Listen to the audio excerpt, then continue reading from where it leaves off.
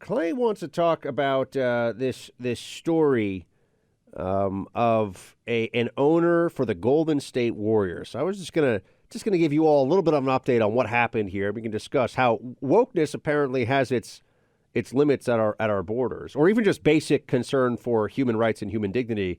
Somehow in corporate America can stop the moment that the bottom line is affected by China. So Golden State Warriors owner Chamath Palihapitiya, that's a tough one. Is that right? I do not know the correct pronunciation there, so I'm glad you handled it as opposed to me. Palihapitiya. All right, I'll go with that. He has said he's a billionaire investor, and he, in his All In podcast, said that the Joe Biden signing of the Uyghur Forced Labor Prevention Act is not something that he really cares. In fact, he declared nobody cares about China's treatment of the Uyghurs. I believe we have the actual audio. Let's hear. Nobody cares about. Nobody cares about what's happening to the Uyghurs. Okay, you bring it up because you really care, and I think that's nice that you care. The rest of us don't care. I'm just telling you a very hard. Wait, you're saying you personally don't care? I'm telling you a very hard, ugly truth. Okay, of all the things that I care about, yes, it is below my line. Okay, of all the things that I care about, it is below my line. So Clay, just a few things here. First of all, I think that it's fascinating to watch people in corporate America who I'm sure would bend the knee to BLM in a heartbeat and profess their undying love for every aspect of the movement and act like they really care about the plight of minorities dealing with police in inner city America, etc.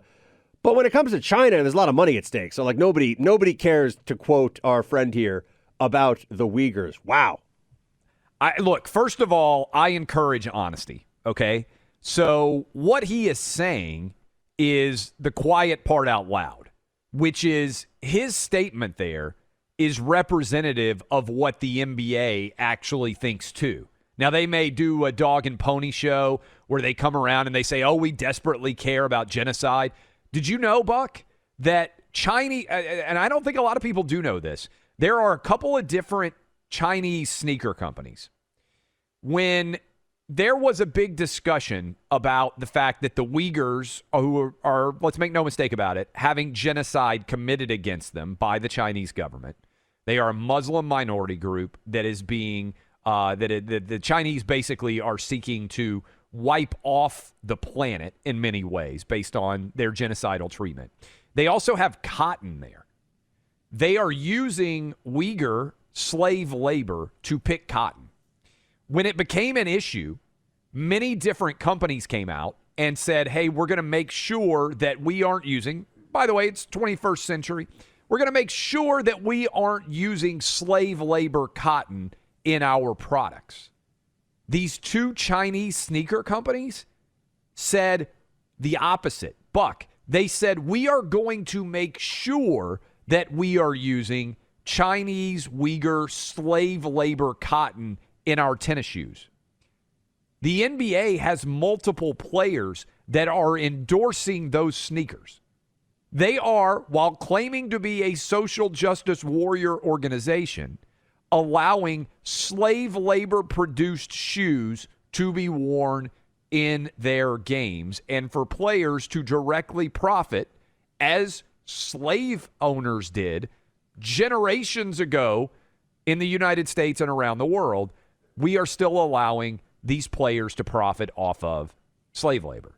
And so what this part owner, he's not the official head owner, part owner of the Golden State Warriors is saying is the quiet part out loud, which is the NBA doesn't care at all about slave labor in China or genocide. And by the way, Buck, they cared immensely if a team would deign to go to the White House when Donald Trump was president. But when it comes to actual genocide, and this goes back to my point about people who lecture you all the time about being on the right side of history, I could be wrong here. But most of the time, being on the side of genocide is the wrong side of history. So I think you could even say all 100%, 100% of the time. There's a little bit of sarcasm there, but yes, you're usually, if you have, people love to believe that they're on the right side of history. Being opposed to genocide should be a relatively, in basketball parlance, should be a layup for anybody to be like, hey, I'm opposed to genocide.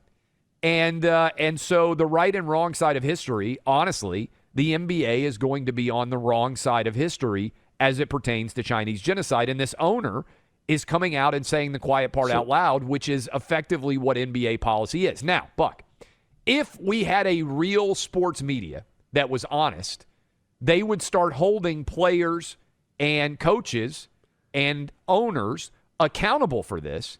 And they would say, hey, do you agree that genocide is beneath your level of caring or not? Nobody's even going to follow up on this probably because they all carry the water of the NBA. What kind of actual monetary, when you look at the connections in China, I mean, we're talking about what level of money that the NBA is getting from being able to air the games. I mean, do we have some sense of that? Because it's for a lot of companies, it's multi-billion. Yeah, deal. For a lot of companies, not every year $1 billion, but it's a multi-billion-dollar year that they have signed contract that they have signed. And honestly, it's probably a billion or more a year if you start factoring in selling, product with NBA logos on it and everything else. The overall impact. I mean, there are more people. Here's the way to put it, Buck. There were more people in the NBA prior to this Daryl Morey thing blowing up. More people watch the NBA in China than watch the NBA in the United States. I think that's the context that we need here to give folks a sense of how important it is for access to that market. Because for some companies, if you look at their bottom line, some U.S.-based companies having access to the Chinese market in one form or another is something that they're just not willing. And it's particularly true of entertainment media these days. I mean, it's true of Hollywood and the big budget movies that are being. I mean, they make so many of these brainless so-called blockbuster movies that if you want anything that is, decent writing with a story worth watching, you're not going to like it. But it dubs really well when they put it in the Chinese market, and they'll make political concessions, which is an even bigger problem to the Chinese market on a regular basis. And obviously the NBA, the same situation. I mean, look, for all the challenges we had with the Soviets on a military and political level, they never had the kind of entanglements with the absolute financial and corporate elites in this country that we do now with the Chinese Communist Party. It's a much deeper and bigger challenge over the long term than I think most folks have realized. Here's a good example of that. When's the last time there's been a bad guy from China in an American movie? Compare that with how often the Russian is still the bad guy. Just think about it like in a James Bond movie. Think about it in the context of any sort of international movie of intrigue. There is never a Chinese bad guy. Just in your head, think about it. Like, oh my God, like when has there ever been a bad guy coming out of China?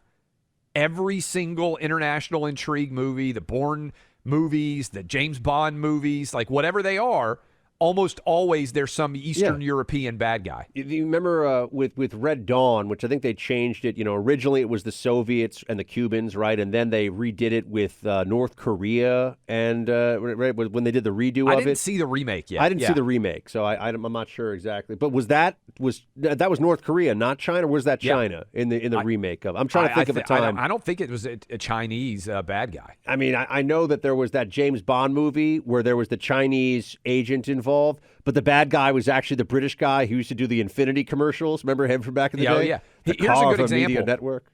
I love Top Gun. I bet you love Top Gun. I bet anybody with a functional brain that listens to this show like Top Gun. They're doing the remake of Top Gun, right? Not the remake, but the sequel. They had to take on Tom Cruise's leather jacket in the 1980s version. There was a symbol for Taiwan on it. They scrubbed out the Taiwanese symbol from Tom Cruise's leather jacket for the remake of Top Gun. Yeah. I mean, so this is the kind of stuff that at a very high level in this country is already happening. So you can imagine as we get into more direct conflict with China about just their desire to expand their hegemony to a truly global reach. You're not going to be able to trust the elites in your own country to stand up for America. That's really what we're heading for. That's what everyone's got. And this is why this Golden State Warrior owner who's made he's a billionaire investor. He probably invested in a bunch of tech companies or something, and now we're all supposed to think he's a genius. Patriotism is supposed to matter, too. If you're a billionaire in America, you should think of yourself as an American billionaire. That's actually the way you should view things. Not only that, again, what's the point of having FU money if you're not willing to say FU? I don't understand these billionaires who continue to bow down to China. You've got $1 billion. Stand up for American exceptionalism and American values. If you won't do it when you're a billionaire, when will you ever do it? It's embarrassing.